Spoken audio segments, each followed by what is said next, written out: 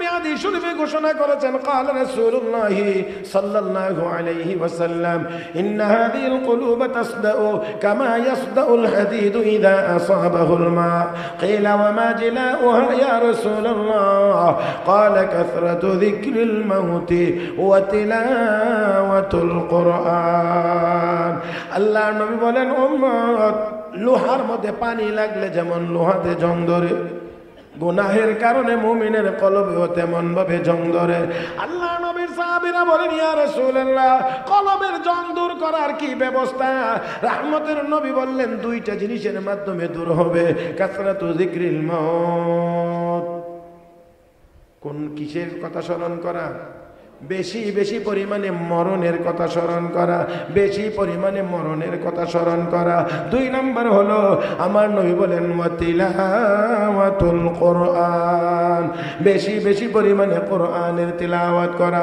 বেশি বেশি পরিমাণে কোরআনের তিলাওয়াত করা আমার ভাইয়েরা নিয়ত করে ইনশাআল্লাহ তিলাওয়াত করব কিসের তিলাওয়াত বলেন কিসের তিলাওয়াত শুধু তিলাওয়াত নিজেরা করব না ছেলে মেয়েদেরকেও শিখাইব হ্যাঁ বলেন বলেন বলেন বলেন ছেলে মেয়েদেরকেও কোরআন শিখাইব আমার বন্ধুরা নিজে তিলাওয়াত করব ছেলে মেয়েদেরকেও কোরআন শিখাইব ডাক্তার বানাবেন আপত্তি নাই ইঞ্জিনিয়ার বানাবেন আপত্তি নাই ও মুসলমান ব্যারিস্টার বানাবেন কোনো আপত্তি নাই তবে অবশ্যই আমাদের কথা হলো সব কিছুর আগে আপনার সন্তানকে মুসলমান বানান আমি আপনাদের খেদমতে পবিত্র কোরআনুল কারীমের একখানা আয়াত তেলাওয়াত করেছি প্রসিদ্ধ একখানা আয়াত আয়াতে কারিমাকে সামনে রেখে আপনাদের খেদমতে কয়েকটি কথা বলার আশা করেছি আল্লাহ যেন বলবার শুনবার বুঝবার এবং আমল করবার তৌফিক দান করেন সবাই বলি আমিন বর্তমান পৃথিবীতে 800 কোটি মানুষ আছে এই 800 কোটি মানুষের মধ্যে 200 কোটির মতো মানুষ মুসলমান তার মানে 4 ভাগের 1 ভাগ 4 ভাগের 1 ভাগ মানুষ মুসলমান পৃথিবীর ইতিহাসে এত মুসলমান কখনোই ছিল না এত মুসলমান একসাথে পৃথিবীতে অতীতে আর কখনোই ছিল না কিন্তু এটাও দুর্ভাগ্যজনকভাবে সত্য যে এখনের মুসলমানেরা আমরা সারা পৃথিবীতেই ইহুদি খ্রিস্টান কাফের বেঈমানদের হাতে নির্যাতিত নিপীড়িত ঠিক কিনা এত মুসলমান থাকার পরেও আমরা আজ ফিলিস্তিনের মুসলমানরা মার খায় আমরা শুধু তাকায়া তাকায়া দেখি কাশ্মীরের মুসলমান মার খায় আমরা তাকায়া তাকায়া দেখি পৃথিবীর আরো অনেক জায়গাতে ছড়িয়ে ছিটিয়ে থাকা মুসলমানেরা কোনো না কোনো ভাবে কাফের বেঈমানদের হাতে প্রত্যক্ষ এবং পরোক্ষভাবে মুসলমানেরা নির্যাতিত কেন এই কেনটা যদি এক কথাই বুঝতে চাই যে আমরা কেন এই দুঃখ এবং দুর্দশার ভিতরে কেন আমাদের এত মুসলমান থাকার পরেও আমরা আজ এতটা অসহায় কেন তাহলে এর এক কথাই উত্তর হবে এই সব কিছুর মূলে দায়ী হলো আমাদের গুনাহ আমাদের গুনাহ আমাদের গুনাহ বুঝাইতে পারছি না আমাদের গুনাহের কারণে আমাদের ঈমান দুর্বল আমাদের গুনাহের কারণে আমাদের ঈমান বললেন একটু আমার সাথে কথা বললেন গুনাহ হইলে ঈমান সবল হয় না দুর্বল হয় ঈমান সবল হইলে গুনাহ হবে না গুনাহ হইলে ঈমান সবল হবে না তাহলে বলেন দেখি বর্তমান মুসলিম উম্মাহ সারা পৃথিবীর সকল মুসলমান আপাতত কিছুক্ষণের জন্য বাদ রাখেন সবাইকে আমরা দেখি না বাংলাদেশের মুসলমানদেরকে তো আমরা চোখের সামনে দেখি বলেন তো নেককার মুসলমান বেশি না গুনাহগার মুসলমান বেশি বলতে যদি আপনাদের একটু দ্বিধা লাগে একটু আনইজি লাগে তাহলে আমি আপনাদেরকে একটু সহজ করে দিই বলেন তো আপনাদের এলাকায় নামাজি মুসলমানের সংখ্যা বেশি না বেনামাজির সংখ্যা বেশি এইটা একটু জোরে বলছেন না, কিন্তু গুনাহগার বেশি কথাটা বলতে একটু আনইজি লাগে, এটা আমিও বুঝি। তো নামাজ ছাইরা দেওয়া, বেনামাজি হওয়া সওয়াবের কাজ না গুনার কাজ? নামাজ না পড়া সওয়াব না গুনাহ? আচ্ছা, আপনাদের এলাকায় মনে হয় সুদ নাই? সুদ, ঘুষ, চুরি, ডাকাতি, তাহলে সবটি সওয়াবের কাজ, হ্যাঁ গুনার কাজ। তাহলে সব মিলাইয়া এবার বলেন, শুধু এটা আপনাদের এলাকার কথা বলছি না, যেহেতু আমি এখানে কথা বলছি এই জন্য আপনাদের এলাকার কথা বলছি। এটা আবার এই অর্থ এই না যে সারা বাংলাদেশের মানুষ ভালো আর আপনাদের এলাকার মানুষ খারাপ, আমার বলা উদ্দেশ্য এটা না।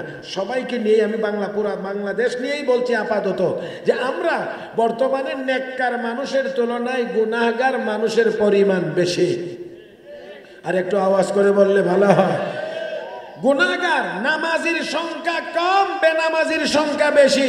গান বাজনা থেকে মুক্ত মানুষের সংখ্যা কম, গান বাজনার সাথে যুক্ত মানুষের সংখ্যা বেশি।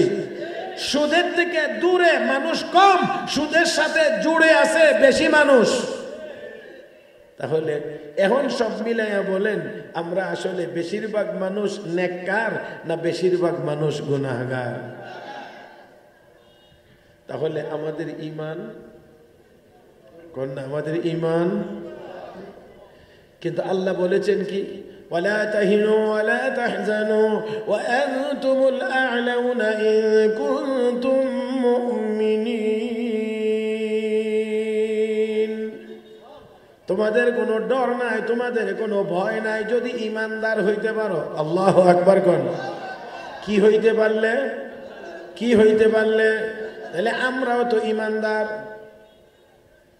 আল্লাহ বলছেন ঈমানদার হইলে তোমাদের কোনো ডর নাই, কোনো ভয়, কোনো চিন্তা। ঈমানদার হইলে তো আমরা তো ঈমানদার 200 কোটি মানুষ, কিন্তু আমরা তো পুরাই চিন্তার মধ্যে আছি, আমরা তো সার্বক্ষণিক আতঙ্কের ভিতরে আছি, আমরা তো ভয়ের ভিতরে আছি। তাহলে ঈমানদার হইলে ভয় নাই কথাটার অর্থ হলো ঈমানদার, পরিপূর্ণ ঈমানদার হইলে। জোরে কর। তাহলে যার নামাজ নাই সে পরিপূর্ণ ঈমানদার, যার রোজা নাই সে পরিপূর্ণ ঈমানদার, যার পর্দা নাই সে পরিপূর্ণ ঈমানদার। না মুসলমান না, আমাদের মধ্যে নামাজের সংখ্যা কম, রোজাদারের সংখ্যা কম, পর্দানিশীল মহিলার সংখ্যা কম, গানের থেকে দূরে মানুষ কম, গানের সাথে জুড়ে আছে মানুষ বেশি। সুদ খায় না, সুদ দেয় না এমন মানুষ কম, সুদ খায় সুদ দেয় এমন মানুষের পরিমাণ বেশি। ঘুষ খায় ঘুষ দেয় এর পরিমাণ মানুষ বেশি। মিথ্যা কথা বলা এটা এখন আমাদের মোটামুটি সুন্দর অভ্যাসে পরিণত হয়ে গেছে। আমার ভাইরা, আমার বন্ধুরা, তাহলে এত গুনাহ আমাদের ভিতরে, তাহলে আমাদের ঈমান বড় দুর্বল, ঈমান বড় দুর্বল। আমাদের ঈমান যদি সবল হয় আমাদের ভয় থাকবে না। হযরত শাহজালাল মুজাররদ ইয়ামানি আল্লাহু আকবার বলে আওয়াজ দিয়েছিলেন, বাতিলের মসনদ ভেঙে গিয়েছিল। আমরাও 200 কোটি মুসলমান, পরিপূর্ণ মুসলমান হয়ে যদি একবার আল্লাহু আকবার বলতে পারি, যার রাষ্ট্র ইসরায়েলের নাম নিশানা পৃথিবীর মানচিত্রে থাকতে পারবে না।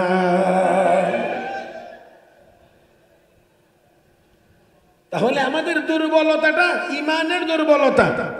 কথা কয় না, কথা কয় না। কেন?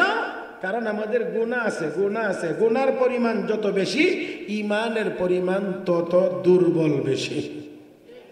সহজে আরেকটু বোঝানোর জন্য একটা ঘটনা আপনাদেরকে ছোট্ট শোনাই। এক ব্যক্তির নাম, বুজুর্গের নাম হযরত মালিক ইবনে দিনার রাহমাতুল্লাহি আলাইহি। বহুত বড় আল্লাহর ওলি, বহুত বড় আল্লাহর ওলি হযরত মালিক ইবনে দিনার রাহমাতুল্লাহি আলাইহি। জীবনের প্রাথমিক অবস্থায় ওনার হালত খুব বেশি ভালো ছিল না, খুব বেশি ভালো ছিল না। অল্প বয়সে ওনার একটা মেয়ে মারা গিয়েছিল। তো উনি যেহেতু একটু ভিন্ন লাইনে, পরিপূর্ণ হেদায়েতের উপরে না, এই অবস্থায় চলতে চলতে একদিন ঘুমের ঘরে স্বপ্নে দেখলেন কিয়ামত অনুষ্ঠিত হয়ে গেছে। আর যেই মাত্র কিয়ামত অনুষ্ঠিত হয়ে গেছে, মানুষগুলো কবর থেকে উঠতেছে, আর উনিও উঠছেন, কিয়ামতের মাঠের দিকে যাবেন। এমন এক সময়ে বিশাল বড় ভয়ানক একটি সাপ ক্ষিপ্র গতিতে ওনার পিছনে আসতে শুরু করেছে। যা দেখে তিনি ভয়ে চিৎকার করতেছেন আর দৌড়াইতে আছেন, আর শুধু বলতেছেন বাঁচাও বাঁচাও বাঁচাও। ভয়ানক অবস্থা, সাপ যেন পিছন দিক দিয়ে এসে ধরে ফেলতেছে। আর স্বপ্নের ভিতরে যদি কোনো বিপদে হয়ে দৌড় টোড় দেওয়া লাগে, তাহলে কদম যেন উঠে না, চলে না, পিছন দিক দিয়ে যেন এসে ধরে ফেলতেছে, এমন একটি অবস্থা। চিৎকার করতেছে, দৌড়াইতেছে, চিৎকার করতেছে, বাঁচাও বাঁচাও বাঁচাও বাঁচাও। কোনো লোক নাই তাকে বাঁচানোর মতো। অনেক দূর দৌড়ানোর পরে একজন বুড়া মানুষের সাক্ষাৎ পাইছে সামনে। বুড়া মানুষটিকে গিয়ে জড়িয়ে ধরে বলতে আছেন, ও আল্লাহর বান্দা, আমাকে এই সাপটা তাড়া করে নিয়ে আসতেছে, আমাকে কামড়াবে, আপনি একটু দয়া করে এই সাপের হামলা থেকে আমাকে বাঁচান। বুড়া মানুষটি ডাক দিয়ে কয়, না না, আমি পারবো না, আমি বুড়া মানুষ, দুর্বল, সাপ অনেক সবল, আমি পারবো না এই সবল সাপের হামলা থেকে তোমাকে বাঁচাইতে। যাও সামনের দিকে গিয়ে দেখো কোনো ব্যবস্থা হয় কিনা। লোকটি দৌড়াইতে দৌড়াইতে দৌড়াইতে দৌড়াইতে অনেক দূর যাওয়ার পরে গিয়ে দেখে একটা সুন্দর সাদা বিল্ডিং। বিল্ডিং এর মধ্যে আপনাদের যেমন জানালার মধ্যে থাই গ্লাস আছে, এমনই গ্লাস ফিটিং। আর ওই বিশাল বড় ঘরটির ভিতরে ছোট ছোট বাচ্চাগুলো খেলাধুলা করতে আছে।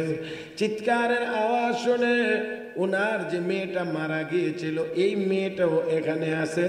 এখান থেকে বেরিয়ে এসে এবার বলতেছে, আব্বা আপনি কেন গো এমন করে চিৎকার করতেছেন? আব্বা আপনি এমন করে কেন চিৎকার করতেছেন?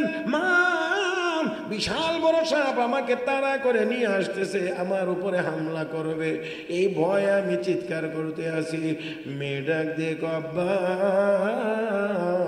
আপনি এখানে একটু বসেন, আমি আপনার কোলে বসবো, এই সাপ আপনার কোনো ক্ষতি করতে পারবে না। বাবা বসলেন, মেয়ে বাবার কোলে বসেছে। সাপ যদিও এতক্ষণ তাড়া করে নিয়ে এসেছিল, এখন আর সাপ সামনের দিকে আগায় না, আর হামলাও করে না। এখান থেকেই এসে সাপ ঘুরে আবার যাইতে আরম্ভ করেছে। একটু যাওয়ার পরে সাপ চোখের আড়াল হয়ে গিয়েছে, উধাও হয়ে গিয়েছে, আর দেখা যায় না। বাবার মন এবার শান্ত হয়েছে। বাবা আর মেয়ে কথাবার্তা শুরু হয়েছে। এক পর্যায়ে মেয়ে ডাক দিয়ে বলেন, আব্বা এতক্ষণ পর্যন্ত আপনাকে যেই সাপটা দৌড়াইয়া আনতেছিল গো আব্বা, এই সাপটা কে? এটা আমি তাকে চিনি। এই সাপ আপনাকে কোথায় দৌড়িয়ে নিতেছিল এটাও আমি জানি। আব্বা রাস্তার মধ্যে একজন বুড়া মানুষের সাহায্য চাইছিলেন বলে, হ্যাঁ চাইছিলাম। সাহায্য করতে অস্বীকার করেছে, বুড়া হওয়ার কারণে দুর্বল, সাহায্য করতে রাজি হয় নাই, তাকেও আমি চিনি। আব্বা গো আমি তাদেরকে চিনি। এবার তিনি ডাক দিয়ে মা গো, ও মা তাহলে একটু খুলে বল সাপটাকে কোথায় নিয়ে যাইতেছিল ওই বুড়া মানুষটাকে? মেয়ে ডাক দিয়ে আব্বা যেই সাপ আপনাকে দৌড়াইয়া নিতেছিল এই সাপ না আর কেউ না, এটা হলো আপনার সারা জীবনের গুনাহ। এই সাপ আর কিছুই না, এই সাপ আর কেউ না, এটা হলো আপনার সারা জীবনের গুনাহ। সবগুলোকে একত্রিত করে সাপের আকৃতিতে আপনার পিছনে লেলিয়ে দেওয়া হয়েছে। এই সাপ আপনাকে জাহান্নামের দিকে নিয়ে যাইতে চায়, আপনাকে জাহান্নামে নিয়ে যাবে। রাস্তার মধ্যে যে বুড়া মানুষটির সাক্ষাৎ পেয়েছিলেন, সাহায্য চেয়েছিলেন, সাহায্য করতে রাজি হয় নাই, এই বুড়া মানুষটা আর কেউ না আব্বা গো, এই বুড়া মানুষটা হলো আপনার ঈমান। যেহেতু আপনার গুনাহের পরিমাণ বেশি, এই জন্যে সাপ শক্তিশালী। আপনার যেহেতু নেকের পরিমাণ কম, এই জন্যে আপনার ঈমান হলো দুর্বল। এই জন্যে বুড়া মানুষের সুরতে হাজির হয়েছে। আপনার এই বুড়া দুর্বল ঈমান আপনাকে জাহান্নামের আগুন থেকে বাঁচানোর ক্ষমতা রাখে না। মা তাহলে আবার বলো আমি কি করব, এখন আমার কি করণীয়? মেয়ে ডাক দেখ, আব্বা আমি একটু কোরআন তিলাওয়াত করি, আপনি একটু তিলাওয়াত শোনেন। আসেননি আপনারা মাঠে? সুবহানাল্লাহ। তো যেমনি একবার ঠান্ডা হয়ে রয়েছেন, এটা চলবে না। আরেকটু হিট লাগবে। আব্বা আমি একটু কোরআন তিলাওয়াত করব, আপনি একটু তিলাওয়াত শুনেন। আশ্চর্য হয়ে তিনি বলেন, মা 3 বছর বয়সে তোর মৃত্যু হয়েছিল, কোরআন শিখবার বয়স তোর হয় নাই, আমিও তোরে শিখাইতে পারি নাই। ও মা তুই কেমন করে কোরআন তিলাওয়াত শিখলে আগে এটা একটু বল। মেয়েটা দেখ আব্বা, মুসলমানের যে সকল ছেলে মেয়েরা অপ্রাপ্ত বয়সে মারা যায়, সাবালক সাবালিকা হওয়ার আগে মারা যায়, রব্বে কারীম ওই সন্তানগুলোকে জান্নাতের এই ঘরের ভিতরে জমা করে ফেরেশতার মাধ্যমে কোরআন শিক্ষা দিয়ে থাকে। আমার ভাইরা, আমার বন্ধুরা, মুসলমানের সন্তান কোরআন না শিখে মারা গেলে আল্লাহ শিখান। আর আমাদের দুর্ভাগ্য হলো আমরা মুসলমান আমার সন্তানকে কোরআন শিখাই না। সকালবেলা ঘুম থেকে উঠাইয়া সুন্দর করে সাজিয়ে গুজিয়ে কিন্ডার গার্ডেনে পাঠিয়ে দেই, ওইখানে গিয়ে আগডুম বাগডুম গোড়ার ডুম পড়ে। এইগুলো শিখে। ও মুসলমান, এখন বর্তমান সময়ে এমন 100-200 না, 1000-2000 না, হাজার যুবক না, লক্ষ লক্ষ যুবক পাওয়া যাবে। অনেক মেধাবী, অনেক সার্টিফিকেট আছে, অনেক যোগ্যতা আছে, কিন্তু সূরা ফাতিহার তেলাওয়াত জানে না। জোরে আওয়াজ করে বলেন।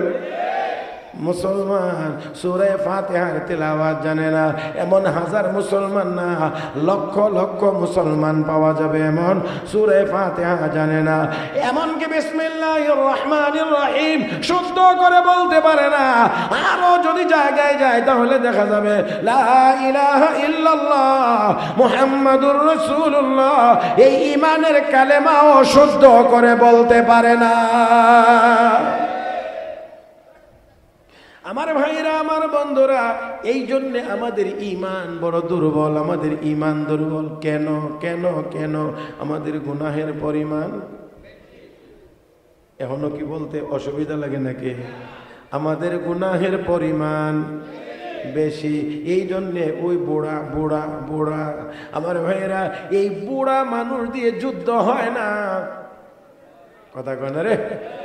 বুড়া মানুষ দিয়ে যুদ্ধ হয় না, হইলেও বিজয়ী হওয়া যায় না। এই জন্য আমাদের ঈমানও বুড়াদের মতো দুর্বল। এই জন্য এই মুসলমান মার খাওয়ার পরেও ইসরায়েলের বিরুদ্ধে আমরা কোনো অ্যাকশন নিতে পারি না। আশা করি অদ্দূর এই পর্যন্ত যে কথাটি বলছি ভাষাগত দিক দিয়ে বুঝেন তো আপনারা? মূল বিষয়টা তো বুঝছেন? আমাদের ঈমান দুর্বল। ঈমান দুর্বল কেন? আমাদের গুনাহের অভাব। যদি ঈমান সবল হয়, হযরত সাদ ইবনে আবি ওয়াক্কাস রাদিয়াল্লাহু তাআলা নদী পার হইতে হবে, 30,000 সৈনিক, নদীর উপরে কোনো পারাপারের যে ব্যবস্থা, কোনো ব্রিজ নাই, কালভার্ট নাই, এই জাতীয় কোনো কিছুই নাই। ও ভাই ফেরিও নাই, খেওয়া নাই, কুদারা নাই, পার হওয়ার মতো কোনো ব্যবস্থা, পার হওয়ার মতো কোনো ব্যবস্থা নাই। তবে আমার আল্লাহ চাইলে ব্যবস্থা তখনও কয় না রে। আমার আল্লাহ চাইলে নৌকা লাগে না, লঞ্চ লাগে না, স্টিমার লাগে না, জাহাজ লাগে না, আমার ভাইয়েরা ব্রিজ লাগে না, ব্রিজ লাগে না। আমার আল্লাহ চাইলে আরো ব্যবস্থা আল্লাহর কাছে। আমার বন্ধুরা, যে সাদ ইবনে আবি ওয়াক্কাস রাদিয়াল্লাহু তাআলা আনহু এবার এখানে দাঁড়াইলেন, 30,000 সৈনিককে সামনে নিয়ে ঘোষণা দিলেন। কি ঘোষণা? শোনো, আমি তো সব কাজ তোমাদের সাথে পরামর্শ করে থাকি, তবে আজকে আমি একটি সিদ্ধান্ত নিতে চাই। এই সিদ্ধান্তটা জানানো হবে। কে কে পারবা তোমরা আমার সাথে একমত হইতে? কি সিদ্ধান্ত আপনার? ও সেনাপতি বলেন, আপনার কি সিদ্ধান্ত? হযরত সাদ ইবনে আবি ওয়াক্কাস রাদিয়াল্লাহু তাআলা আনহু বলেন, আমার সিদ্ধান্ত হলো যুদ্ধের ঘোড়াটা আমি এই দাজলা নদীর উপরে ছেড়ে দেব। কে কে পারবা আমার পিছনে পিছনে যুদ্ধের ঘোড়া নিয়ে এই খরস্রোতা দাজলা নদীতে তোমরা ঝাঁপ দিতে পারবে? কে কে রাজি? সেনাপতি আপনি যদি রাজি হন, আমরাও আপনার পিছনে পিছনে যুদ্ধের ঘোড়া নিয়ে নদীতে ঝাঁপিয়ে পড়ব। আমার ভাইরা, আমার বন্ধুরা, খেয়াল করবেন একটু ভালোভাবে। ঘোড়া পানির মধ্যে যদি নামায়া দেওয়া হয়, এই ঘোড়া পানির মধ্যে সাঁতার কাটবে। কথা বলে না? পানির মধ্যে সাঁতার কাটবে। ঘোড়া পানির মধ্যে সাঁতার কেটে কত দূর পর্যন্ত যাইতে পারবে? 30,000 সৈনিক বলছেন আমরাও আপনার সাথে নদীতে ঝাঁপ দেওয়ার জন্য প্রস্তুত, নদীতে ঝাঁপ দেওয়ার জন্য প্রস্তুত। হযরত সাদ ইবনে আবি ওয়াক্কাস রাদিয়াল্লাহু তাআলা আনহু এবার আল্লাহর দরবারে কান্নাকাটি শুরু করে দিলেন, সবাইকে নিয়ে দোয়া করলেন, ও মালিক, নদী পার হওয়ার মতো কোনো ব্যবস্থা আমাদের কাছে, নদী পার হওয়ার মতো কোনো শক্তি সামর্থ্য আমাদের কাছে, আল্লাহ তুমি চাইলে পার করাইতে। মাশাআল্লাহ, এই জায়গাটি একটু যদি বলেন তাহলে আমি মনে করি যে আপনারা মনোযোগ সহকারে শুনতেছেন। আল্লাহ তুমি চাইলে নদী পার করাইতে। ও ভাই, সাদ ইবনে আবি ওয়াক্কাস রাদিয়াল্লাহু তাআলা আনহু আশারায়ে মুবাশশারা 10 জন সাহাবীর একজন সাদ ইবনে আবি ওয়াক্কাস। উহুদের যুদ্ধে আমার আপনার নবীর পক্ষ হইয়া কাফের বেঈমানদের মোকাবেলায় উনি একা 1000 তীর নিক্ষেপ করেছেন। 1000 তীর। আল্লাহর নবীর কানে যখন আওয়াজ গেছে, নবী হযরত সাদ ইবনে আবি ওয়াক্কাসকে ডেকে কাছে নিলেন, নিয়ে বলেন, রে সাদ, দুনিয়ার সব মানুষেরা তাদের মা বাবাকে আমি নবীর কদমে কোরবানি দেয়, কিন্তু তুই আর জিহাদের ময়দানে আমার পক্ষ হয়ে যে বীরত্ব দেখাইলে, এই জন্য আমি বিশ্ব নবী আমার মা বাবাকে তোর কদমে কোরবানি দিলাম।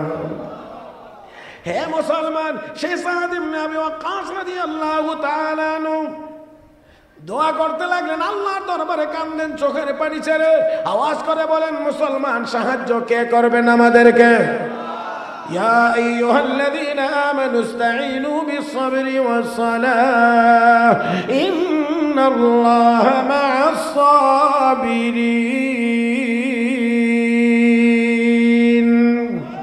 হে ঈমানদাররা, ধৈর্য এবং নামাজের মাধ্যমে সাহায্য চাও কার কাছে? জবান খুলে সবাই মিলে বলেন, কার কাছে? সাহায্যের দরকার হলে আল্লাহর কাছে চাইব। আল্লাহ যদি আমাদের হন, দুনিয়া সবটা যদি আমাদের উল্টা হয়, এতে করে আমাদের কিছু আসে?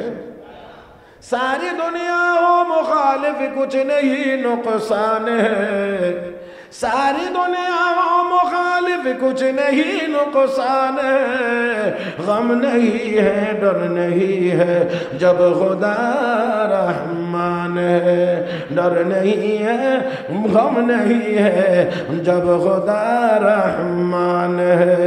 আল্লাহ যদি আমাদের হন, দুনিয়া সবটা উল্টা হলেও আমাদের কোনো টেনশন। আমরা আল্লাহর হতে পারলে, আল্লাহ যদি আমাদের হয়ে যান, আমরা আল্লাহকে আমাদের করে নিতে হবে। আল্লাহ আমাদের যদি হয়ে যায়, দুনিয়া একদিক হয়ে গেলে এতে করে আমাদের কোনো আসেও না, আমাদের কোনো যায়ও না, কারণ সব ক্ষমতার একমাত্র মালিককে, সব ক্ষমতার একমাত্র মালিক আল্লাহ, একমাত্র মালিক আল্লাহ। আল্লাহ আল্লাহ আল্লাহ। আমার ভাইরা, আমার বন্ধুরা, যে আল্লাহ যদি আমাদের হয়, আল্লাহ যদি আমাদের হয়, তাহলে সবই আমাদের, সবকিছু সবকিছু আমাদের। আমাদের ये ज़मीं मेरे लिए, आसमां मेरे लिए, ये ज़मीं मेरे लिए है, आसमां मेरे लिए, ओ मियां मैं हूँ खुदा के लिए और जन्नत भी मेरे लिए। আমি যদি আল্লাহর হতে পারি, আল্লাহকে যদি আমরা আমাদের করতে পারি, তাহলে দুনিয়াও আমাদের, জান্নাতও আমাদের। কিও তুমি লেট করলা কেন? হ্যাঁ, এই যে এখন এই করতেছো, সবার দৃষ্টি চলে গেছে তোমার এটার দিকে, তাড়াতাড়ি করো না। আমি মানে আমি আইলাম এত দূর থেকে কষ্ট করে ওয়াজ করতে, না আমারে দেখে না, শুধু তোমারে দেখে।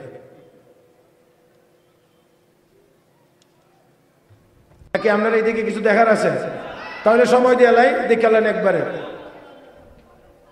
ওই আল্লাহ যদি আমাদের হয়, আমরা আমেরিকাকে পরোয়া করি না, ইন্ডিয়াকেও পরোয়া করি না, তবে হইতে হবে কার? হইতে হবে কার? আল্লাহ। মনে রাখতে হবে, মনে রাখতে হবে। কষ্ট হইতেছে না তো? হ্যাঁ, কথা বুঝতে অসুবিধা হচ্ছে না তো? আবির পাড়া আমি অনেক আগে এসেছিলাম, অনেক আগে। জানি না এখানে এরকম কেউ আছেন কিনা যে আমাকে দেখে চিনছেন যে এই হুজুর তো অনেক আগে আসছিলেন। হ্যাঁ, পাঠাগার আছে না একটা এখানে? হ্যাঁ, ওই যে পাঠাগারের উদ্যোগে দাওয়াত দিয়েছিলেন। ওই ভাই আপনার নাম জানি কি, ভুলে গেছি। কামাল ভাই না? হ্যাঁ, কামাল ভাই। এই যে ওই ওই বুজুর্গই আমারে দাওয়াত করে আনছিলেন।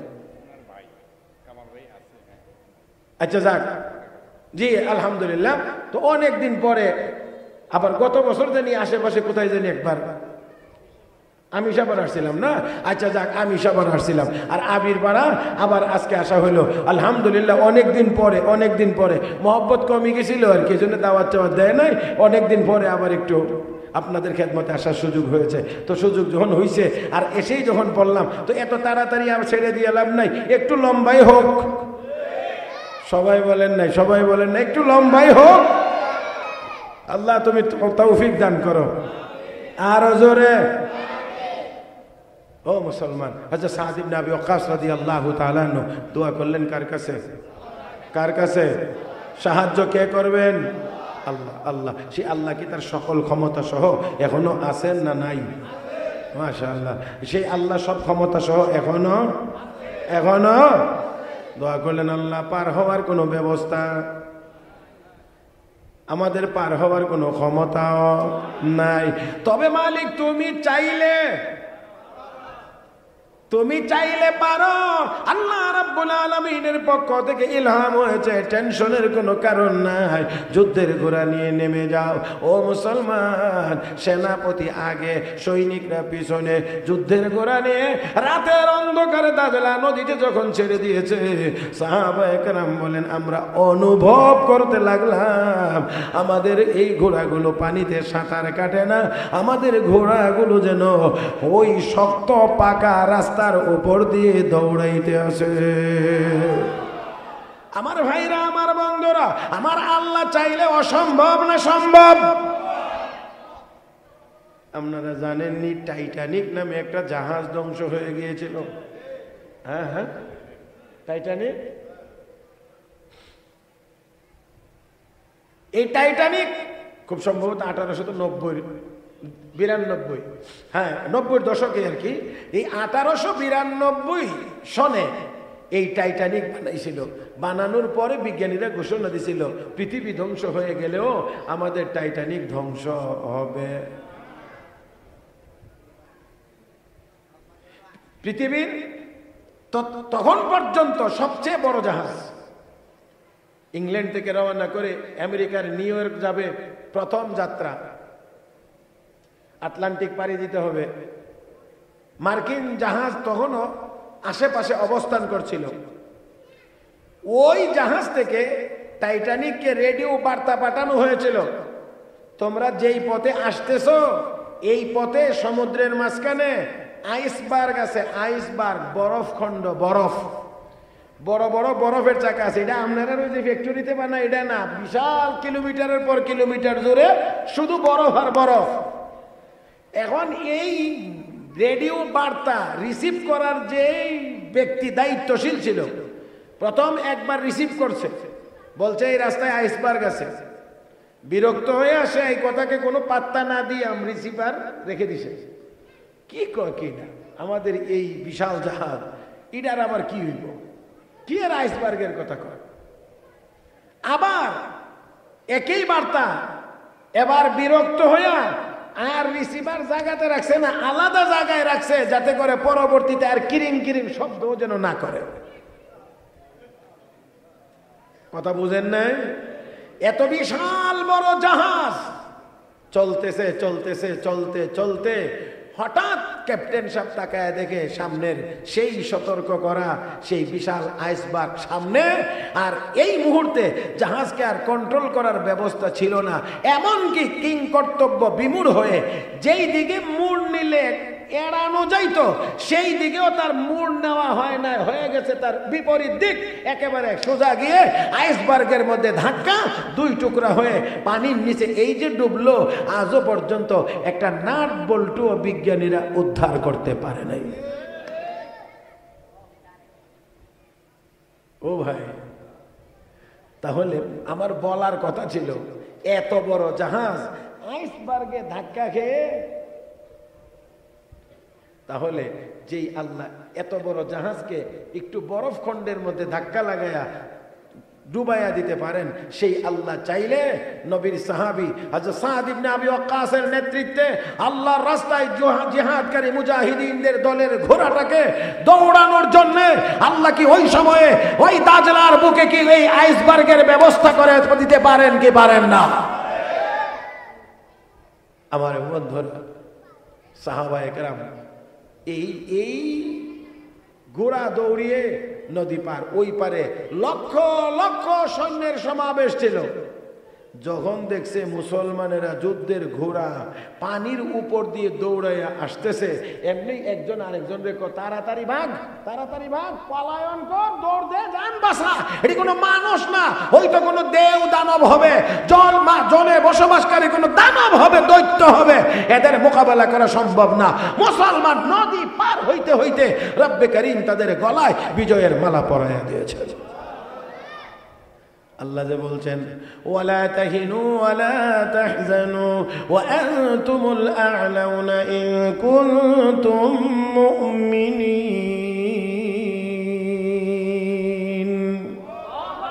হে মুসলমান, আল্লাহ বলেন ইমানদার হয়ে গেলে তোমাদের কোনো ডর নাই, কোনো ভয় নাই। তাহলে বোঝা গেল এটা শুধু ইমানদার না, আমরা তো ইমানদার আছি, মানে ইন কুনতুম মুমিনিনাল কামিলিন, পরিপূর্ণ ইমানদার যদি হয়ে যাও তাহলে তোমাদের কোনো ডর নাই, কোনো ভয়। আওয়াজ করে বলেন, যদি পরিপূর্ণ ইমানদার হতে পারো, কোনো ডর নাই, কোনো ভয় নাই। হে মুসলমান, তাহলে আসুন, বলছিলাম আমাদের ঈমান বড় দুর্বল, আমাদের ঈমান বড় দুর্বল। মনে আছে মালিক ইবনে দিনার রাহমাতুল্লাহি আলাইহির কথা? ও মুসলমান, ঈমান দুর্বল বুড়া মানুষের মতো। আব্বা, আপনার এই দুর্বল ঈমান আপনাকে জাহান্নামের আগুন থেকে বাঁচাতে পারে না।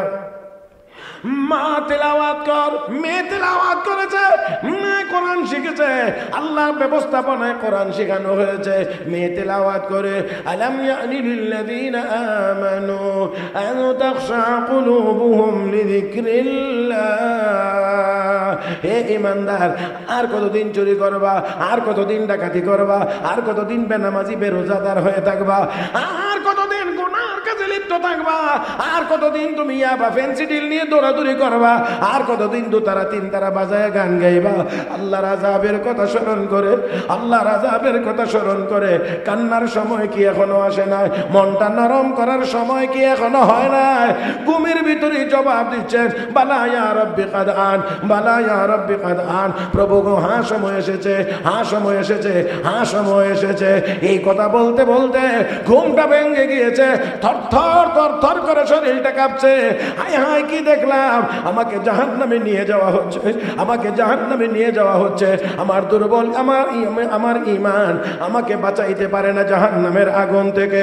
আল্লাহর দরবারে কান্না কাটে শুরু করে দিয়েছে, এমন কান্না যেই কান্নার দ্বারা রব্বে কারীম তাকে জগৎ বিখ্যাত আল্লাহর ওলি বানায়া দিয়েছে। আমার ভাইয়েরা, আমার বন্ধুরা, আমার বলার কথা ছিল আমাদের ঈমান বড় দুর্বল কেন? আমাদের মধ্যে এখন গুনাহের কোনো অভাব, গুনাহের অভাব নাই। নিত্য নৈমিত্তিক গুনার কাজের মধ্যেই আমরা যাচ্ছি। নেক কাজ মাঝে মাঝে করি, গুনাহ সব সময় করতে আসি, মিথ্যা কথা বলতে আসি, নামাজ ছাড়তে আসি, হে মুসলমান, আরো আরো আরো আরো অসংখ্য গণিত গুনাহের মধ্যে, অসংখ্য গণিত গুনাহের মধ্যে আমরা ডুবে আছি। তাহলে বলা যায় বর্তমান মুসলিম উম্মার প্রধান সংকট, প্রধান সমস্যার নাম হলো গুনাহ। গুনাহ, গুনাহ, জোরে বলেন ঠিক কিনা? তাহলে গুনার পরিমাণ আরো বাড়ার দরকার।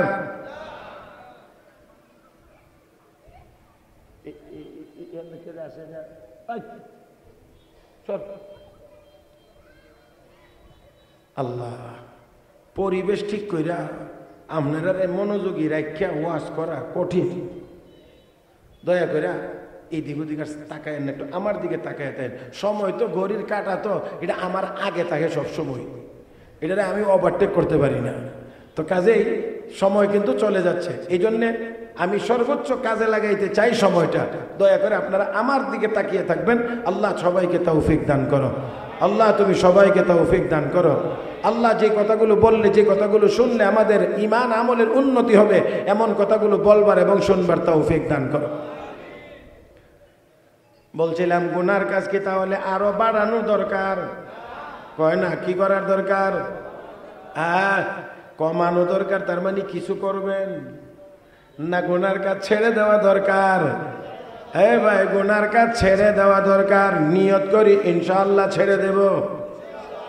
বলেন বলেন, ইনশাআল্লাহ গুনার কাজ আর করব। আল্লাহ তৌফিক দান করো, আল্লাহ তৌফিক দান করো, আল্লাহ তৌফিক দান করো। ওয়ালাউ আন্না আহলাল কুরা আমানু ওয়াত্তাকাউ লাফাতাহনা আলাইহিম বারাকাতিম মিনাস সামাই ওয়াল আরদ। আল্লাহু আকবার। হে মুসলমান, তাহলে গুনার কাজ ছেড়ে দিতে হবে, গুনার কাজ ছেড়ে দিতে হবে। গুনার কাজ কেমন করে ছাড়বে? কে ছাড়তে পারবে? কখন ছাড়তে পারবে? রব্বে কারীম তাই আমাকে আপনাকে নির্দেশ দিয়ে বলেন, ইয়া আইয়ুহাল্লাযীনা আমানুত্তাকুল্লাহ, হে ঈমানদাররা ভয় করো। কাকে? বলেন বলেন আওয়াজ করে, কাকে? আল্লাহ বলেন আমাকে যদি ভয় করো, আমাকে যদি ভয় করো, তাহলে গুনার কাজ তোমাকে দিয়ে হবে। আল্লাহর ভয় ভিতরে থাকলে গুনার কাজ হবে না। একান্ত যদি হয়েও যায়, গুনার উপরে সে চলতে পারবে না। অবশ্যই আল্লাহর আযাবের ভয়ে কান্নাকাটি করবে, তওবা করবে। আর আল্লাহ তওবা করলে গুনাহ মাফ করে দেন, তার নামটাকে আল্লাহ মুত্তাকিনদের তালিকায় উঠায়া দেন। আর আমার আল্লাহ বলেন, ওয়ালাউ আন্না আহলাল কুরা আমানু ওয়াত্তাকাউ লাফাতাহনা আলাইহিম বারাকাতিম মিনাস সামাই ওয়াল আরদ। হে বান্দা বান্দিরা, ঈমান এনে যদি তাকওয়াওয়ালা হতে পারো, সোজা কথা গুনার কাজগুলি ছেড়ে দিয়ে যদি থাকতে পারো, তাহলে আমি আল্লাহ ঘোষণা দিলাম, আসমান জমিনের সকল বরকতের দরজা তোমাদের জন্যই আমি আল্লাহ খুলে দেব। ভাই বরকত বলে কোনো জিনিস আছে না নাই? বরকতের দরজা আল্লাহ বলছেন খুলে দিবেন। খুলে তো দিয়েছেন, খুলে তো দিয়েছেন। ও ভাইয়েরা, আগে যেখানে ধান হইতো 5 মণ, এখানে ধান হয় এখন 20 মণ। যেখানে আলু হইতো 30 মণ, এখানে আলু হয় এখন 70-80 মণ। এমনও আছে, এরকম প্রায় সব জায়গাতেই দেখা যায়। অপর দিক থেকে মাটির নিচে কয়লা, মাটির নিচে তেল, মাটির নিচে গ্যাস, মাটির নিচে স্বর্ণ। কয় না কয় না কয় না। আল্লাহ এই জিনিসগুলো আবার মুসলমান দেশেই বেশি দান করেছেন, কিন্তু আমরা আমাদের সম্পদটা নিজেরাও সংরক্ষণ করতে পারি না। আমাদের সম্পদ ওই ইহুদি খ্রিস্টানদের কাছে জমা দেওয়া, আর এই টাকা দিয়ে তারা বোমা বানাইয়া আমাদের উপরে সেই বোমা নিক্ষেপ করে, পরীক্ষা চালায় এটা কি পরিমাণ মারতে পারে, কি পরিমাণ ধ্বংসযজ্ঞের ক্ষমতা রাখে। আমার ভাইয়েরা, আমার বন্ধুরা, তাই আসুন বলছি, আমরা আল্লাহকে ভয় করি, আল্লাহর ভয় কলবের ভিতরে জায়গা দেই। আল্লাহর আযাবের কথা যদি আমরা স্মরণ করি, আল্লাহর ভয় যদি আমাদের ভিতরে এসে যায়, গুনার কাজ সম্ভব হবে না। আর গুনাহ যদি আমরা ছেড়ে দিতে পারি, 200 কোটি মুসলমান একবার আল্লাহু আকবার বললে ইসরায়েলের এই জালেম, এই ফেরাউনের আস্তানা আর দুনিয়াতে বহাল থাকতে পারে না।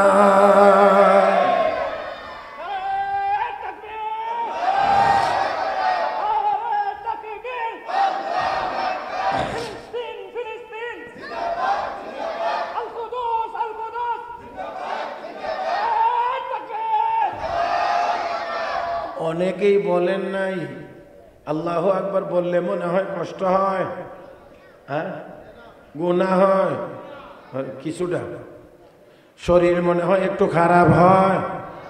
আল্লাহু আকবার এতটুকু আওয়াজে বলেন ওই জালেমের কান পর্যন্ত যেন গিয়ে পৌঁছে যায়। হ্যাঁ মুসলমান, আল্লাহু আকবারের একটা আওয়াজ দেন যাতে করে ইন্ডিয়ান নরেন্দ্র মোদীর কান পর্যন্ত পৌঁছে।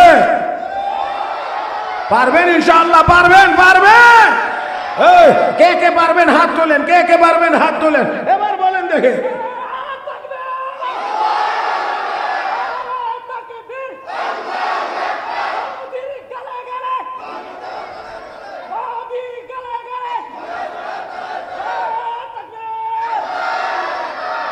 আমার ভাইয়েরা, আমার বন্ধুরা, আমাদের আল্লাহু আকবারের এই আল্লাহু আকবারের পাওয়ার নাই, পাওয়ার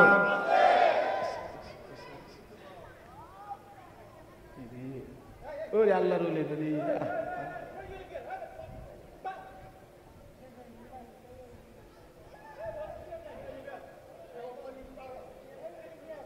এই জায়গাটার একটু একটু মুক্ত রাখেন না, যাতে আমার কানে আওয়াজটা না আইলে তো আমার একটু ভালো হয়। বাস বাস বাস, আমার দিক, আমার দিক, আমার দিক, আমার দিক। নবী যুদ্ধের ময়দান থেকে ফিরে আসার সময় এক জায়গায় একটু আরাম করতেছিলেন, গাছের মধ্যে তরবারিটা ঝোলায় রাখছে। এমন সময় এক ইহুদির বাচ্চা এসে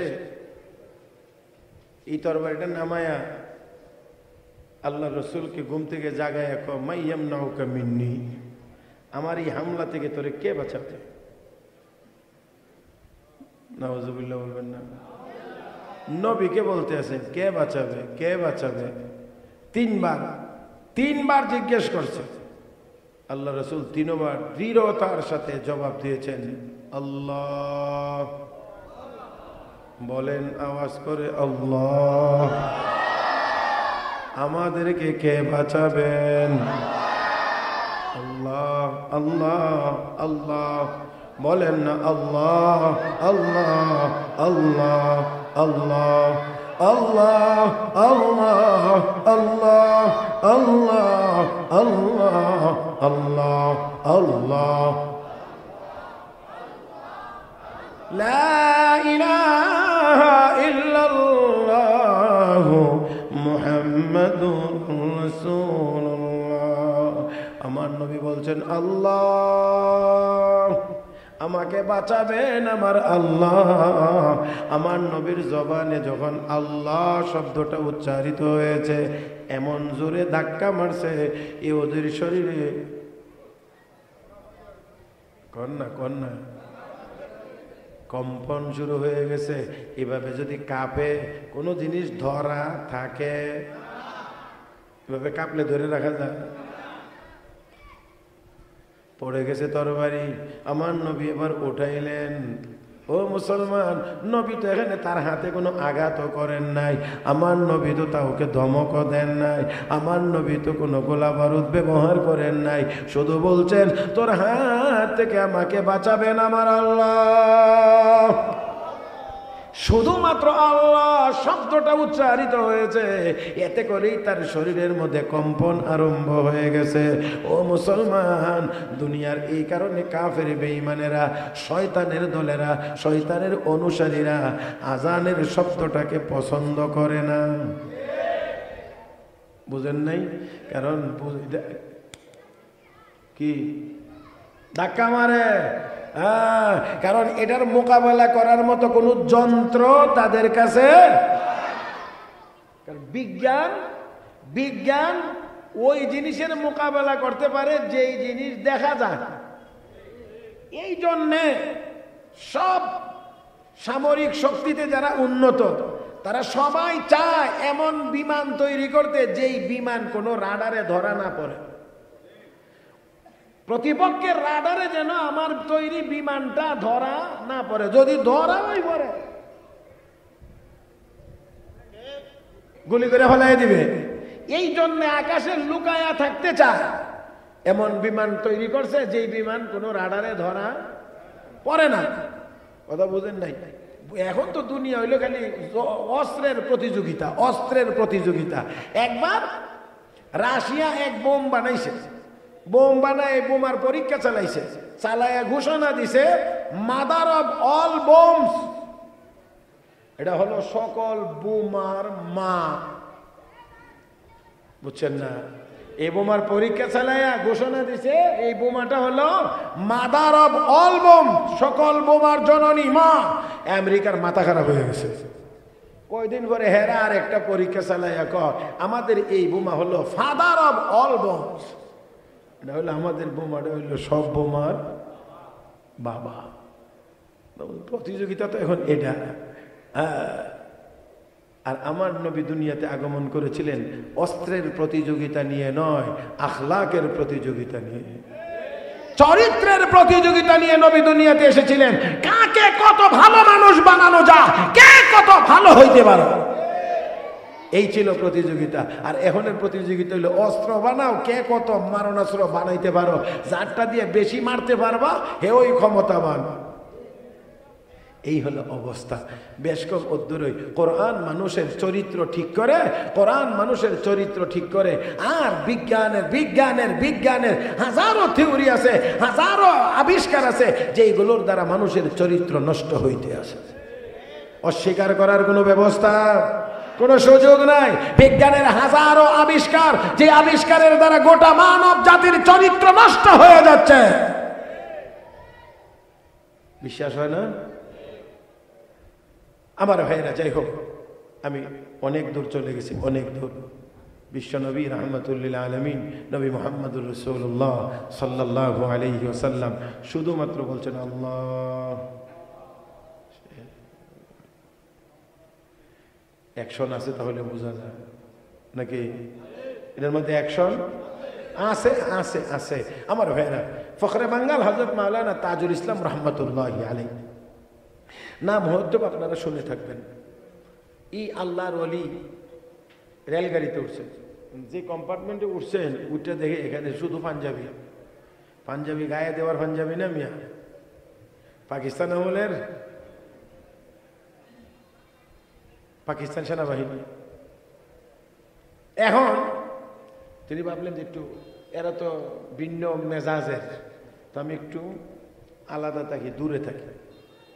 এই কারণে ওরা এই হুজুরকে খুশায়া কথা বলা আরম্ভ করছে, বিভিন্ন কথা। অনেকে আছে না, দেখবেন আলেমুল আমাদেরকে দেখলে এত লম্বা পাঞ্জাবি বানা কাপড়ের দাম বাড়াই নিছে,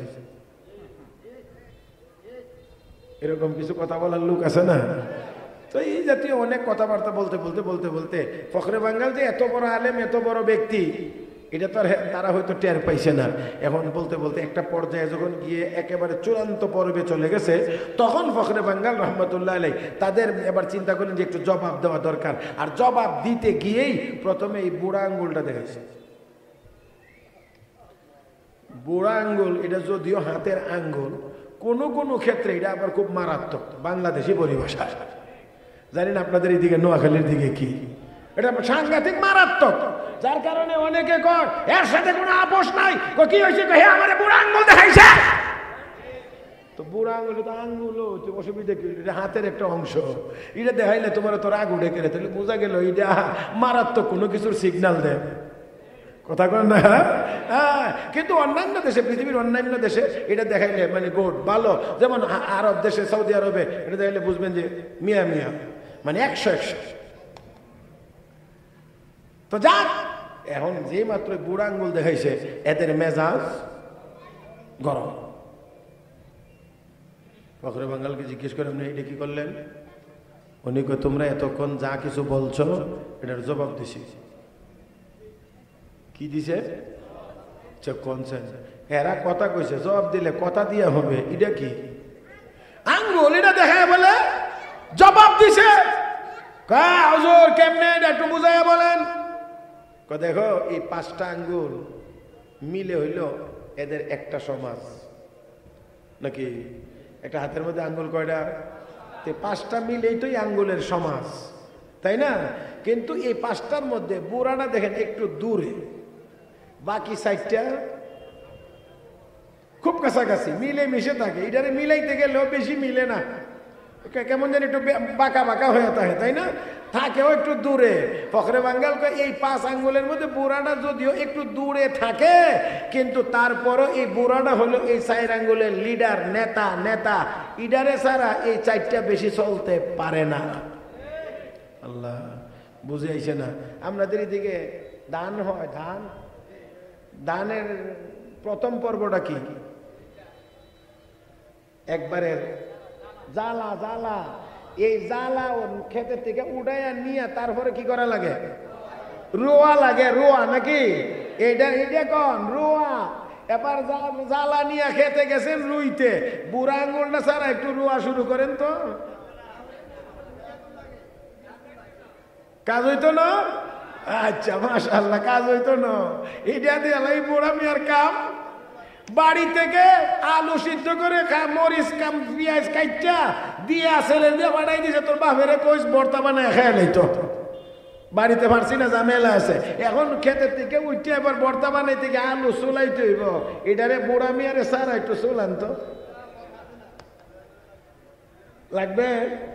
এবার দেখেন তো একটু টিপা ভাঙতে হবে, ভর্তা তো এমনি হবে না, একটু ভাঙ্গা লাগবে। তো ওই বুড়া মেয়ারে সারা একটু ভাঙতে যান না। আরে ভাই ব্যাপার আছে, ঝামেলা আছে। যদি আলু ঠিক মতো সিদ্ধ না হয় তাহলে আঙ্গুলও ভাঙতে পারে, ঠিক না? তাহলে দেখেন এবার একটু লবণ তো লাগবে, চিমটি দিয়ে লবণ এনে মাখাইলে তারপরে গিয়ে ভর্তা হবে। এখন একটু বুড়া মিয়ারে সারা একটু লবণ আনেন, আসবে না, শুধু কাটবে। তাহলে এই লবণ আনতে গেলে ওই কাম লাগবে। এবার ভাতের লোক মাখাইলেন, ভাত ধরলেন, কাম লাগে। যদি এমনি না ধরেন তো ইডি দিয়া ভাত উড়াইতে পারবেন না, ধরা লাগে। এবার মুখের কাছে আনার পরে এই বুড়া মিয়া শেষ কামটা করে কি, এমনি একটু ঘাটটা বাঁকা করে একটু ধাক্কা দিয়া এই ভাত আপনার মুখের ভিতরে পৌঁছায় দেয়। যদি এই ধাক্কাটা না দেয় তো আপনার ভাত আর মুখের ভিতরে যাবে না। কথা বলেন ঠিক কিনা? পড়ে যাবে।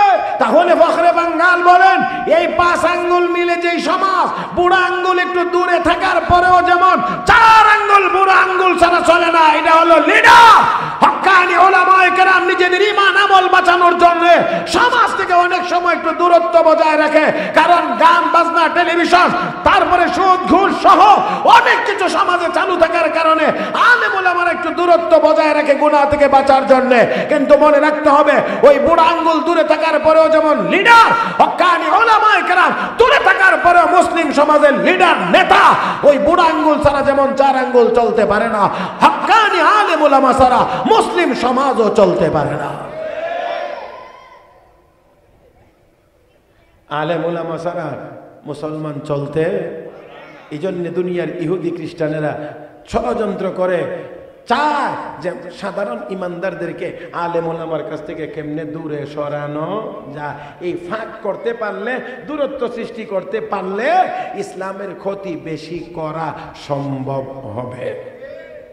আমরা উলামায়ে কেরামের সাথে ছিলাম 80 এবং সবাই বলেন নাই, আমরা হক্কানি উলামায়ে কেরামের সাথে আগেও ছিলাম, এখনো আছি, সামনেও ইনশাআল্লাহ। জোরে গান ইনশাআল্লাহ। আমার ভাইয়েরা, আমার বন্ধুরা, গুনাহের কারণে আমাদের ঈমান কয় না মনে নাই আপনারা? গুনাহের কারণে আমাদের ঈমান দুর্বল। তাহলে এই গুনাহ থাকতো না ছেড়ে দিতাম? আসল গুনাহ ছেড়ে দিই, ছাড়বো কেমন করে? রব্বে করিম বলেন ইত্তাকুল্লাহ, ভয় করো কাকে? আল্লাহর ভয় যদি কারো কলমের ভিতরে চলে আসে, ওই লোকটি আর গুনার কাজ করবে না, গুনার কাজ করতে পারবেও না। কারণ আল্লাহর ভয়ের কারণে সে গুনার কাজ করতে পারে না। এর একটা সহজ নমুনা আপনাদেরকে দেখায় দেই। রমজান মাসে রোজা রাখলে, চৈত্র বৈশাখ মাসে রোজা হইলে পানির পিপাসা মনে হয় লাগে না? এই সময় কেমন মনে চায়? আসরের নামাজের সময়টা হইলে মনে চায় যেন এক জগ পানি, ছোট কলস দিয়ে 1 কলস পানি, মনে চায় 10-12 গ্লাস শরবত আমি একাই খেয়ে ফেলি।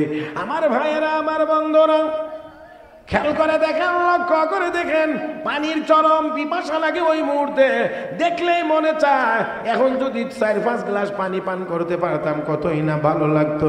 কিন্তু তারপরেও একজন রোজাদার চাইলে নীরবে নির্জনে নিভৃতে গিয়ে পানি পান করতে পারে, এমন জায়গা তো আছে।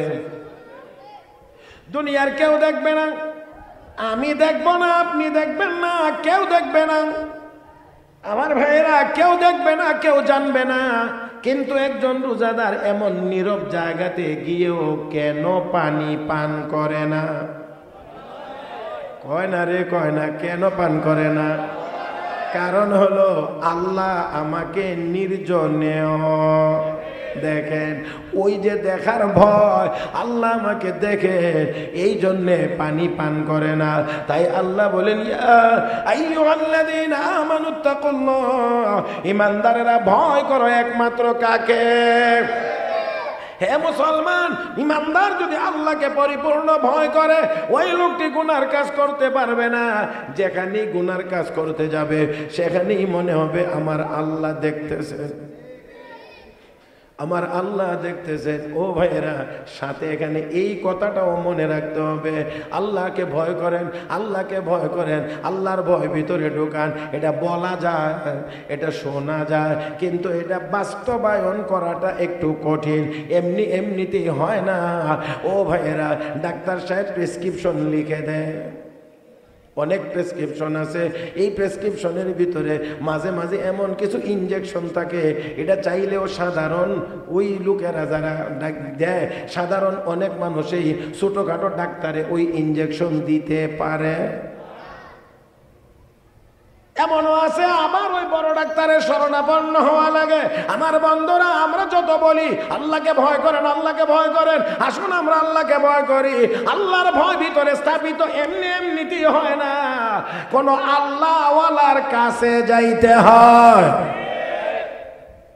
বুঝেন নাই? বুঝেন নাই? আল্লাহওয়ালার কাছে যাইতে হয়। ওইখানে গিয়ে, ও ভাই, আমরা অনেকে কয় কোরআন হাদিস থাকতে আবার পীর বুজুর্গের কাছে যাওয়ার দরকারটা কি? আমি আপনাদেরকে জিজ্ঞেস করি, এখানে ডাক্তারি লাইন সম্পর্কে আপনারা যদি কেউ ডাক্তার থাকেন তো সবচেয়ে ভালো জানেন, আর যদি নাও ডাক্তার থাকেন অন্তত ডাক্তারি লাইন সম্পর্কে কিছুটাও যদি জানা থাকে, তাহলে MBBS কোর্স করার পরেই ডাক্তার কি করা লাগে? Internee, practical. বড় ডাক্তারের পিছনে ঘোরা লাগে কেন? বড় ডাক্তারের কাছে ঘুরবে, বই আছে না বাজারে? হে, এতদিন পর্যন্ত যত বছরের কোর্স হোক, 5 বছর, কথার কথা 5 বছর MBBS এর কোর্স, 5 বছর সে বই সবগুলো পড়াশোনা করছে, এই টিচারেরাই পড়াইছে, এই স্যারেরাই পড়াইছে, তো বই পড়ছে, বইয়ের ভিতরে সব আছে। তারপরে আবার এই স্যারের পিছনে, বড় ডাক্তারের পিছনে কেন ঘুরতে হয়? দুনিয়াতে একজন ডাক্তার যদি শুধু বই পড়ে হতে পারে না, প্র্যাকটিক্যালের জন্য আরেকজন অভিজ্ঞ ডাক্তারের কাছে যাওয়া লাগে, তাহলে অবশ্যই দুনিয়াতে শুধু কোরআন হাদিস পড়েই একজন মানুষ আল্লাহওয়ালা হতে পারে না, আরেকজন আল্লাহ পিছনে ঘুরতে হয়, যাওয়া লাগে। বললেই আল্লাহরে ভয় করেন, এমনি আসবে না। ওইখানে যখন যাবেন, ওনার কাজকর্ম দেখবেন, ওনার দেওয়া কিছু সবক আদায় করবেন, তখন দেখবেন অটোমেটিকলি আস্তে আস্তে আস্তে আস্তে আস্তে আস্তে আস্তে আস্তে আপনাকে ওইভাবে তৈরি হইতেছেন। আরে আরে উনি তো এটা করে না, আরে উনি তো এই কাজটা করে না, আরে উনি দি এই আমলটা করে, আরে উনি দি এই আমলটা করে। এই যে আস্তে আস্তে একটা বাস্তব প্রশিক্ষণ, এই প্রশিক্ষণের মাধ্যমে আপনার কলবের ভিতরে আল্লাহর ভয় স্থাপিত হবে। আর আল্লাহর ভয় যখন একবার কলবে এসে আসন গেড়ে বসে যাবে, তখন আর কোনো গুনার কাজ সহজে আপনার দ্বারা হবে না। একান্ত মানুষ তো, তারপরেও শয়তানের ধোঁকায় পড়ে যদি হয়েই যায়, তাহলে আল্লাহর ভয় কলবে বিদ্যমান থাকার কারণে এই গুনার উপরে আপনি থাকবেন না, সাথে সাথে তওবা করুন। হায় হায় কি করছি, হায় হায় কি করলাম, কান্নাকাটি শুরু হবে। আর কান্নাকাটি যখন শুরু হয়ে যাবে, তখন আল্লাহ রাব্বুল আলামিন বলেন, আমি এই কান্নার বরকতে শুধু গুনাহ মাফ করে দেই তা না, আমি আল্লাহ গুনাহগুলোকে সওয়াব দ্বারা পরিবর্তন করে দেই। তাহলে আসুন মুসলমান, আমার মূল কথা হলো, আমাদের মূল সমস্যা হলো আমাদের গুনাহ, আমাদের গুনাহ। আর আল্লাহ বলেন, গুনাহ যদি ছাড়তে হয় তাহলে ভয় করা লাগবে কার? আল্লাহকে ভয় করতে হবে। আল্লাহ রাব্বুল আলামিন বলেন, ইয়া আইয়ুহাল্লাযীনা আমানুত্তাকুল্লাহ, ও ঈমানদাররা আল্লাহকে ভয় করো, হাক্কা তুকাতি, ভয় করার মতো। ওয়ালা তামুতুন্না ইল্লা ওয়া আনতুম মুসলিমুন, আর মুসলমান না হইয়া মৃত্যুবরণ করিও না। তার মানে আল্লাহ মরণের কথা স্মরণ করাইয়া দিলেন। মরতে তো অবশ্যই হবে, মরতে তো অবশ্যই হবে, কন্যা নাকি সন্দেহ আছে? হ্যাঁ মুসলমান, পৃথিবীতে অনেক জিনিস নিয়ে দ্বিমত আছে, কিন্তু মরতে হবে এই কথার মধ্যে দুনিয়ার কাহারও কোনো দ্বিমত নাই। মরতে হবে, আল্লাহ কো মরতে তো অবশ্যই হবে, তবে মুসলমান না হইয়া কিন্তু মরিও। ও ভাই, আমি আরো সহজ করে বলি, বাঁকা হইয়া মরিও না, সোজা হইয়া মর। আর আরেকবার ঘুরাইয়া বলি, মরে সোজা হইও না, সোজা হয়ে মর। মরার পরে কোনো মানুষ গুজা থাকে না, একবারে লাঠি নিয়ে টুকটুক করে রুকু করার মতো এরকম অবস্থায় অনেক মানুষ হাঁটে, কিন্তু মরার পরে, তাহলে মরার পরে তো সবাই অটোমেটিক সোজা হয়। আমরা কি মরে সোজা হইব না সোজা হয়ে মরব? আল্লাহ বলেন সোজা হয়ে মর, সোজা না হইয়া কিন্তু মরিস না। তার মানে পাক্কা মুসলমান হয়ে মৃত্যুবরণ করবে, মুসলমান না হয়ে কিন্তু মৃত্যুবরণ করবে। আমার ভাইয়েরা, তার মানে মরতে হবে। আল্লাহ নবী হাদিস শরীফে ঘোষণা করেছেন, قال رسول الله صلى الله عليه وسلم ان هذه القلوب تصدأ كما يصدأ الحديد اذا اصابه الماء قيل وما جلاؤها يا رسول الله قال كثرة ذكر الموت وتلاوة القرآن।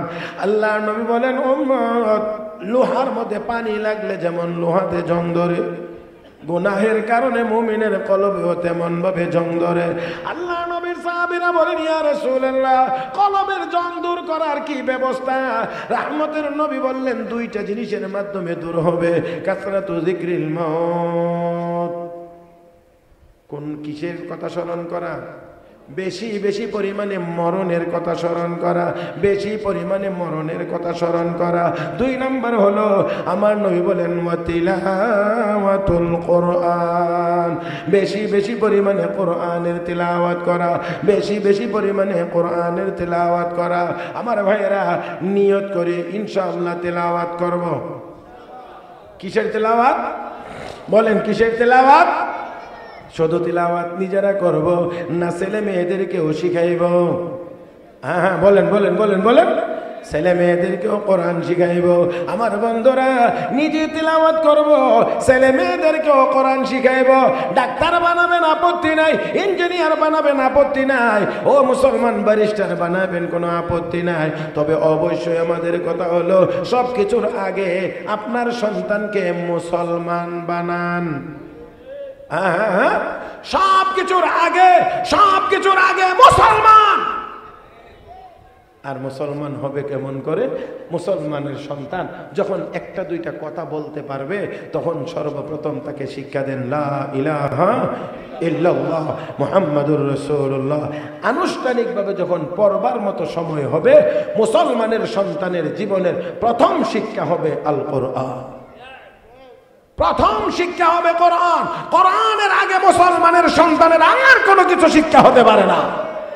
আমার ভাইয়েরা, জীবনের একেবারেই শুরুতে যদি আমরা আমাদের সন্তানদেরকে কোরআন শরীফ সহ ইসলামের দ্বীনের যদি প্রাথমিক শিক্ষাটা মাসআলা মাসাইল সহ আমরা যদি প্রত্যেকটা সন্তানকে দিয়ে দিতে পারি, তাহলে আর যা কিছুই হোক না হোক, অন্তত আপনার আমার ছেলে কোনোদিন নাস্তিক হবে না, ইসলামের বিরুদ্ধে কথা বলবে না, ইহুদি খ্রিস্টানদের তালে তাল মিলাইবে না। আমার ভাইরা, সেই জন্যে সর্বশেষ কথা বলে আমি আমার আলোচনা শেষ করব। দুধ, এই দুধের ভিতরে ঘি আছে না নাই? তার মানে দুধ পান করলে ঘি আপনার পেটের ভিতরে যায়। তবে একটা কথা আছে, একটু বলেন তো, দুধের দাম আর ঘিয়ের দাম সমান? ঘিয়ের দাম ঘিয়ের স্বাদ বেশি। আপনি যদি 20 লিটার দুধও পান করেন, আপনি এটা বলতে পারবেন না যে আমি ঘি খাইছি, আপনি দুধই খাইছেন। আপনি ঘি খান না এই কথা বলতে পারবেন না। 20 লিটার। তো এই দুধের ভিতরে ঘি আছে, এটা আবার এমনিতেই পাওয়া যায় না, একটু মেহনত করা লাগে, একটু পরিশ্রম করা লাগে, তাহলে পাওয়া যায়। দুধ মনে করেন 100 লিটার। পুকুর তো আছে আপনাদের আশেপাশে, নদীও আছে। আচ্ছা, নদী না থাকারই কথা, এই জন্য আমি পুকুরের কথা জিজ্ঞাসি। পুকুর তো আছে, একটা পুকুরের মধ্যে নিয়ে যদি আপনি 100 বা 200 লিটার 500 লিটার দুধ ছেড়ে দেন, আধা ঘন্টা পরে গিয়ে একটু চা খাওয়ার মতো দুধ পাওয়া যাবে? পানির সাথে দুধের অস্তিত্ব হারিয়ে যাবে। কিন্তু 2, 4, 5 লিটার দুধের উপরে আপনি একটু পরিশ্রম করে যদি একটু মাখন বানাইতে পারেন, না এটা পরিশ্রম ছাড়াই হবে? হ্যাঁ, একটু পরিশ্রম লাগবে। এই পরিশ্রম করে যদি এটাকে যদি মাখনে তৈরি করতে পারেন, আপনার পুকুরে না, নদীতে না, বঙ্গোপসাগরে ছেড়ে দিলেও এটা আর পানির সাথে মিশে একাকার হয়ে যাবে না। এই জিনিসটা আগেও দুধের মধ্যে ছিল, এখনো আপনি করছেন, তবে আগের দুধের উপরে মেহনত হয় নাই, পরিশ্রম হয় নাই, এই জন্য এটা শক্ত হয় নাই। দুধ তরল, নরম, লিকুইড, পানির সাথে গেছে, পানির সাথে মিশে একাকার হয়ে গেছে, দুধের অস্তিত্ব হারিয়ে গেছে। ঠিক তেমনি ভাবে আপনার আমার সন্তান যদি জীবনের শুরুতে তার উপরে কোরআনের শিক্ষার মেহনত করা না হয়, তাহলে সেও যখন ওই ইহুদি খ্রিস্টান এবং অন্যান্যদের সাথে যখন গিয়ে মিশবে, তখন নিজের অস্তিত্ব হারিয়ে ফেলবে, তাদের সাথে মিশে একাকার হয়ে যাবে। সামান্য দুধের উপরে মেহনত করে মাখন বানাইলে বঙ্গোপসাগরে গেলেও যেমন এটা আর পানির সাথে মিশে না, আপনার সন্তানের উপরে একটু মেহনত করে কোরআন যদি শিখাইয়া দেন, প্রাথমিক শিক্ষাটা যদি দিয়ে দেন, এটাও শক্ত হয়ে যাবে। অক্সফোর্ড ইউনিভার্সিটিতে গেলেও সে আর ভুলবে না সে একজন মুসলমানের সন্তান। সেই জন্যে সর্বশেষ কথা বলছি, যেহেতু এই মাদ্রাসার মাহফিল, সেজন্যে নিজেরা কোরআনের তেলাওয়াত করব। দুর্ভাগ্যজনকভাবে হলেও সত্য, আমাদের কোরআনের তেলাওয়াতের জায়গাটা গান বাজনা দখল করে নিয়ে গেছে। যেই যুবক, যেই মুসলমান কোরআনের তেলাওয়াত করার কথা, যেই মুসলমান কোরআনের তেলাওয়াত করার কথা, রাস্তায় হাঁটবে, গুনগুন করে কোরআন তেলাওয়াত করবে, সেই যুবক এখন রাস্তায় হাঁটে তো শরীর নাচায়, মনের আনন্দে গান গায়, কানের মধ্যে একটা ঢুকাইয়া রাখে, গান শুনতেছে, শরীর নাচাইতে আছে, রাস্তায় হাঁটতেছে, কখন কোথায় চলে যায় টেরও পায় না। গাড়ি হরন দিতে দিতে হরনে আমারে আর টিপ্প না, কিন্তু এই জালেম রাস্তা ছাড়ে না। তার কারণ কানের ভিতরে দেয়া রাখছে। ও ভাইয়েরা, তাহলে আসেন, যেহেতু আল্লাহ আমরা দুনিয়ায় থাকতে পারবো না, আল্লাহ আমাদেরকে স্মরণ করাইয়া দিয়েছেন, ওয়ালা তামুতুন্না ইল্লা ওয়া আনতুম মুসলিমুন, মুসলমান না হইয়া মৃত্যুবরণ করিও। আসুন, আমাদেরকে আয়াতের ভিতরে আল্লাহ দুইটা কথা বলেছেন, ইত্তাকুল্লাহ, ভয় করো একমাত্র কাকে? 2 নম্বর হলো ওয়ালা তামুতুন্না ইল্লা ওয়া আনতুম মুসলিমুন, মুসলমান না হইয়া মৃত্যুবরণ করিও। তাহলে আমাদেরকে যেমন করে আল্লাহকে ভয় করতে হবে, গুনার কাজ ছেড়ে দিয়ে নেক আমল করার মাধ্যমে পরিপূর্ণ মুসলমান হইতে হবে। মৃত্যুর আগে আগে পরিপূর্ণ মুসলমান যদি হতে পারি, তাহলে দুনিয়াও আমাদের, দুনিয়াও আমাদের, আখিরাতও আমাদের। রব্বে করিমের ঘোষণা, রব্বে করিমের ঘোষণা আমি আয়াত তেলাওয়াত করে তরজমা করে আলোচনা শেষ করব। আল্লাহ রাব্বুল আলামিন বলেন, মান আমিলা সালিহাম মিন যাকারিন আও উনসা ওয়া হুয়া মুমিন ফালানুহইয়ান্নাহু হায়াতান তাইয়্যিবা ওয়া লানাজজিয়ান্নাহুম আজরাহুম বিআহসানি মা কানু ইয়ামালুন। আল্লাহ বলেন ইমানদার পুরুষ হও আর মহিলা হও, যদি নেককার হয়ে যাও, ইমান আনার সাথে সাথে যদি নেককার হয়ে যাও, রব্বে করিম বলেন ফালানুহইয়ান্নাহু হায়াতান তাইয়্যিবা, আমি আল্লাহ তাদেরকে পবিত্র জীবন, সুন্দর জীবন, শান্তিময় জীবন দান করব। ওয়ালা নাজজিয়ান্নাহুম আজরাহুম বিআহসানি মা কানু ইয়ামালুন, পরকালে আমি আল্লাহ উত্তম বিনিময় তথা আমি আল্লাহ জান্নাত দান করব। আল্লাহ বলেন ইন্নাল্লাযীনা আমানু ওয়া আমিলুস সালিহাত কানাত লাহুম জান্নাতুল ফিরদাউসি নুজুলা, ঈমান নেক আমল নিয়ে যারা আসবা আমি আল্লাহ তাদেরকে জান্নাতুল ফিরদাউসের মেহমান বানাইব। ও মুসলমান, জান্নাতুল ফিরদাউস দামি জান্নাত, বড় জান্নাত, আরো ছোট জান্নাত আছে। আল্লাহ নবী বলেন সর্বনিম্ন জান্নাতির জান্নাত এই পৃথিবীর 10টার সমান হবে। আর আর আমার নবী বলেন আদনা লি আহলিল জান্নাতি লাহু 80 আলফ খাদিম, সর্বনিম্ন জান্নাতির জন্য আমার আল্লাহ 80,000 খাদেম নিয়োগ দান করবে। সর্বনিম্ন জান্নাতের জন্য খাদেমের সংখ্যা মাত্র কয় হাজার? 80,000। তাহলে আসুন আমরা গুনার কাজ ছেড়ে দিই, আর এই গুনার কাজ ছেড়ে দিই। এটার জন্য দরকার হলো কলবে আল্লাহর ভয়, তাকওয়া স্থাপন করা, তাকওয়াওয়ালা হওয়া। আর এই তাকওয়ার এই গুণ এত সহজে আসে না, আসবে না। কোনো তাকওয়াওয়ালা, আল্লাহওয়ালা মানুষের পিছনে একটু সময় দিতে হবে, একটু ওনার কাছে যাইতে হবে, ওনার কাছ থেকে সবক নিতে হবে, আদায় করতে হবে, তাহলেই তাকওয়াওয়ালা হতে পারবেন। আল্লাহ আমাদের সবাইকে তৌফিক দান করুন। মহব্বতের সাথে সবাই বলি আমিন। يا رب العالمين سبحان الله وبحمده سبحان الله العظيم سبحانك اللهم بحمدك أشهد أن لا إله إلا أنت استغفرك وأتوب إليك وآخر دعوانا أن الحمد لله رب العالمين.